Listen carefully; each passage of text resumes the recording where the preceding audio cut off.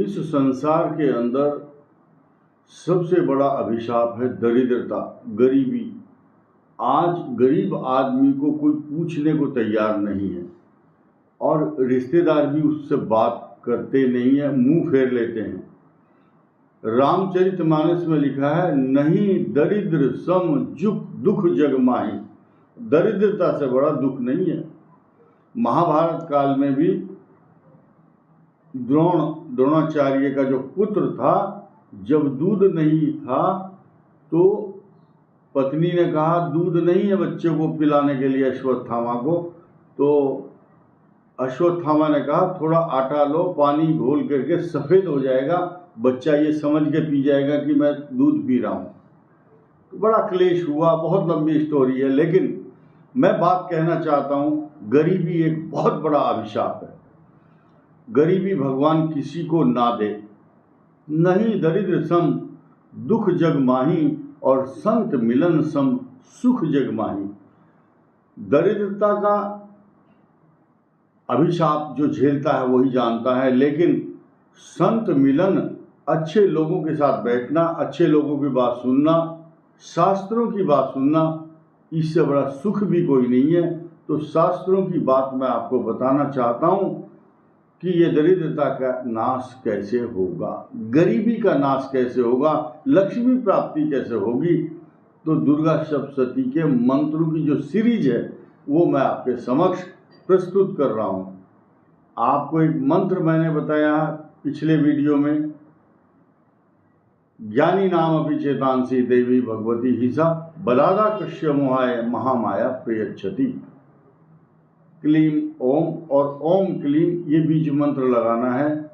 ये सभी पढ़े लिखे लोग जानते हैं। मेरा काम है सिर्फ सांकेतिक भाषा में बताना। गंभीरता से अगर समझना है तो दुर्गा सप्तशती में ये आपको उपाय और तरीका प्रथम पेज पर मिल जाएगा दुर्गा सप्तशती के।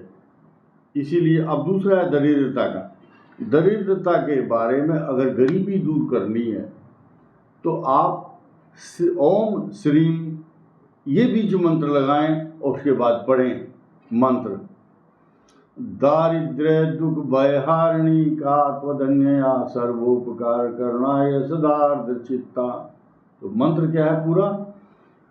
दुर्गे स्मृता हर्षि भीतिम शेष जंतो स्वस्थै स्मृता मति शुभां ददासी। दारिद्र्य दुख भयहारिणी का त्वदन्यया सर्वोपकार करणाय सदार्थ चित्ता। ओम श्रीम। तो ओम श्रीम शुरू में लगाया और श्रीम ओम बाद में। कमल गट्टा की माला या वैजंती माला, कमल के पुष्प अर्पण करके लौंग पान सुपारी के साथ वैभवपूर्ण तरीके से माँ लक्ष्मी की उपासना, दुर्गा जी की उपासना शुक्रवार के दिन आप करेंगे। अगर अष्टमी हो तो और भी अच्छा है, लेकिन जिस चतुर्दशी और अष्टमी को शुक्रवार पड़ जाए तो आपके लिए वरदान सिद्ध होगा। उस दिन आप धूप दीप नैवेद्य के साथ माँ लक्ष्मी और दुर्गा जी की वैभव के अनुसार पूजा करें और इस मंत्र का एक माला का जाप शुरू करें। उस दिन से स्टार्टिंग डे है वो आपका। एक माला करें और दूध दही घी शहद में आप बैठी हुई चांदी की या किसी भी धातु की लक्ष्मी माता की मूर्ति को स्नान कराएं और इसका जाप को निरंतर करते रहें, लेकिन शुद्धता अशुद्धता का ध्यान रखते हुए पथ्य अपथ्य भक्ष्य अभक्ष्य पदार्थों का सेवन ना करते हुए सात्विक प्रवृत्ति में रह करके इस पूजा का अनुष्ठान 40 दिन अगर आप करेंगे तो आपको समस्त रिद्धि सिद्धि समृद्धि का लाभ होगा। और गणेश जी की उपासना भी आप करेंगे साथ साथ तो और भी शुभ और श्रेष्ठ फल प्राप्त होगा। क्योंकि नहीं दरिद्र सम दुख जग माही, दरिद्रता आपके घर में ना रहे। अगर आप चाहते हैं कर्ज मुक्ति और लक्ष्मी का आगमन, और लक्ष्मी कितने प्रकार से आती है देखिए, किसी आदमी की मनोकामना है मेरे घर में बहू आ जाए तो लक्ष्मी के रूप में बहू भी आएगी। गाड़ी, वाहन, कार, एक्टिवा सवारी, सोना चांदी के रूप में भी आती है लक्ष्मी, और भूमि के रूप में आती है। आपको भूमि का लाभ भी होगा, मकान, जमीन, सवारी, प्रॉपर्टी। आपने सुना होगा कभी कोई आदमी कहता कि जब से हमने ये मकान खरीदा या जमीन ली तब से हमारे घर में खूब रिद्धि सिद्धि समृद्धि सुख वैभव और निरंतर उन्नति और तरक्की हो रही है और घर में लड़ाई झगड़ा नहीं हो रहा है।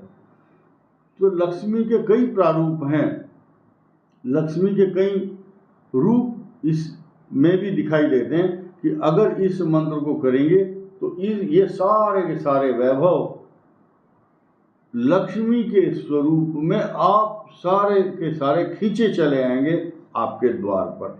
स्वच्छता बहुत जरूरी है, सात्विक खान पान जरूरी है, और उस स्थान को शुद्ध तरीके से गूगल, लोबान और अजवाइन की धुनी दे करके, धुआं करके उसको शुद्ध किया जाता है ताकि किसी भी प्रकार की बलाएं उस स्थान पर ना रहें, और जिस पूजा को आप कर रहे हैं अभीष्ट ढंग से उस अभीष्ट मंत्र का आपको लाभ मिल सके।